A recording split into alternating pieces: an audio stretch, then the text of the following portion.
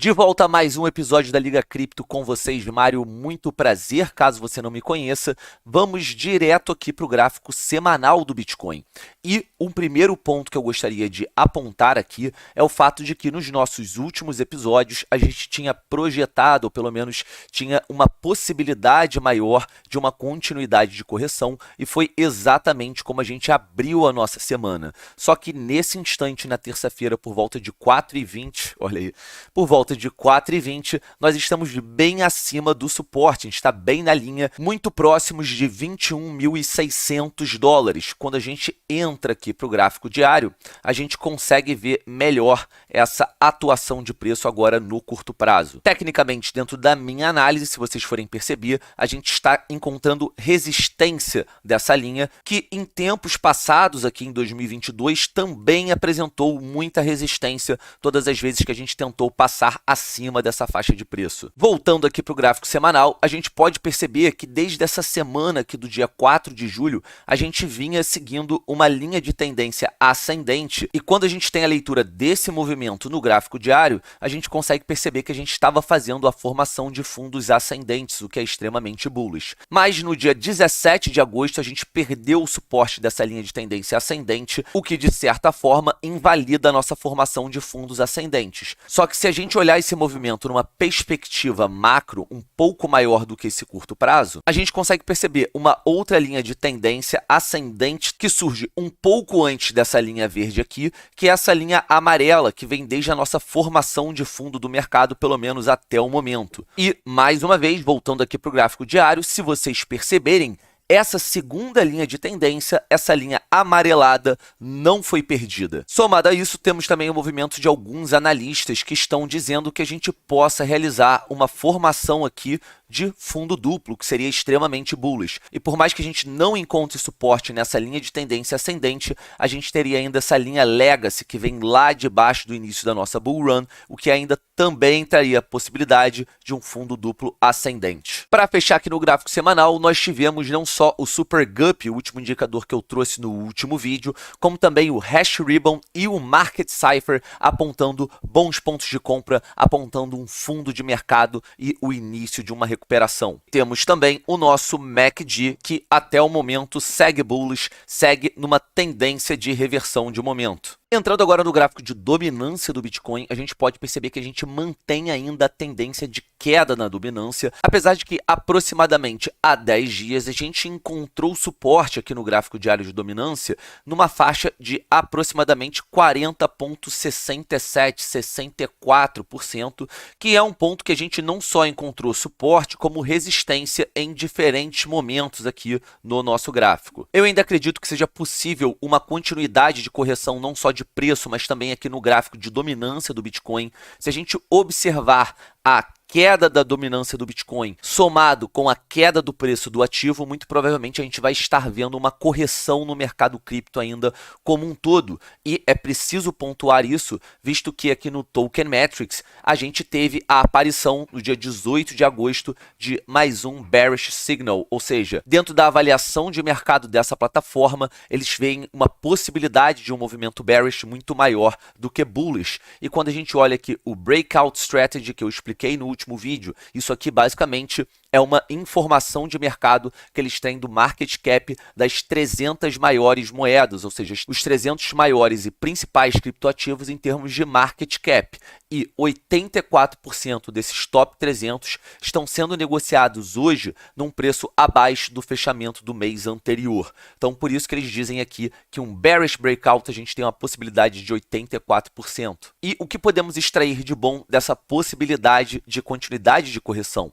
Bom, como eu tinha dito, a gente tinha aqui esse indicador de altcoin season muito esticado no momento em que não fazia muito sentido. Era muito mais um movimento degen, de valorização e pump de meme coins, do que propriamente um momento de recuperação e lateralização do Bitcoin, que é extremamente favorável e próspero para a valorização de altcoins. E com os recentes movimentos do mercado, a gente viu essa métrica baixar de 89, a maior pontuação em mais de um ano, para agora próximo de 52. E é importante afirmar que por volta de 45 a gente já entra numa Bitcoin Season. Pode ser que seja esse último movimento que a gente precise de correção para que a gente remova especuladores do mercado, a gente consiga entrar aqui nessa faixa de Bitcoin Season e possa ser o que esteja faltando aqui para que a gente veja novamente a dominância do Bitcoin voltar a crescer e indicar um caminho próspero para reversão desse momento do mercado. Pontos rápidos para a gente fechar aqui em menos de 10 minutos. A gente pode observar que o dólar saiu dessa curva de tendência ascendente e pontos de atenção. Quando a gente chegou nesse ponto aqui por volta do dia 14 de julho e iniciou uma correção, saiu dessa curva de tendência, eu acreditei que poderia ser já esse momento em que a gente pudesse voltar a observar o dinheiro escoando para os mercados de renda variável, principalmente para o mercado de criptomoedas. Mas fui pego de surpresa quando no dia aqui 11 de agosto, 12 de agosto mais ou menos, a gente observou novamente uma reversão, um movimento de valorização do dólar, só que dessa vez a gente esbarrou aqui nessa curva e encontrou resistência. Agora basta observar se a gente vai dar continuidade a uma desvalorização do dólar, o que seria muito positivo para o mercado cripto, ou se novamente o dólar volta para cima dessa curva e continua um momento próspero, o que não seria bom para os mercados não só de criptomoedas, mas também as bolsas de valores. Em relação ao inflow e outflow das exchanges, eu já adianto, estamos tendo outflow nesse instante, ou seja, bitcoins saindo das exchanges. Isso é um movimento que a gente pôde observar tendo maior ênfase, maior incidência por conta dos colapsos das plataformas de DeFi. Muitas plataformas de lending no mercado cripto fechando as suas operações ou pelo menos impedindo que seus usuários saquem suas criptomoedas. E esse pode ser um tipping point, um ponto de virada aí na mente dos investidores, passando a fazer valer aquele velho lema do mercado cripto: not your keys, not your coins. Eu, particularmente, já mantenho boa parte da minha posição de Bitcoin e Ethereum na minha hardware wallet, na minha Trezor, e deixo apenas na exchange o que eu fiz de DCA recente e de tempos em tempos eu faço essa transferência para minha carteira fria. Continuando o nosso vídeo cheio de informação, inclusive se você está curtindo o conteúdo, deixa aquele like, se inscreve no canal, ative o sininho, é de graça, a família Liga agradece. Então, já aqui na pool de liquidez da Uniswap V3, eu tenho aqui o meu Unclaimed Fees, $67. Isso foi o que eu consegui em 10 dias de pool. E pelo fato dessa conta ser extremamente simples, eu não vou nem precisar abrir a calculadora. Nesse instante, em 10 dias, eu fiz, em média, $6,70 por dia. Só para vocês estarem cientes, porque eu não fiz um Excel controlando dia por dia, mais uma vez eu estou fazendo uma média simples, é importante ressaltar que nos primeiros dias eu tinha feito $3, $4, só que essa média aumentou consideravelmente por conta da volatilidade do mercado, e sempre que há volatilidade, a gente tem mais trocas, a gente tem investidores mais interessados e por isso, naturalmente, você tem uma remuneração maior. Ainda assim, não é nem perto dentro da projeção que a calculadora tinha me dado de $20 diários, está muito abaixo disso, só que ainda assim é alguma forma de remuneração. Mal ou bem eu teria esse dinheiro parado, então eu vejo como uma forma positiva, uma renda passiva fácil de você obter, desde que você não precise desse dinheiro no curto prazo. E aí vai um ponto de atenção.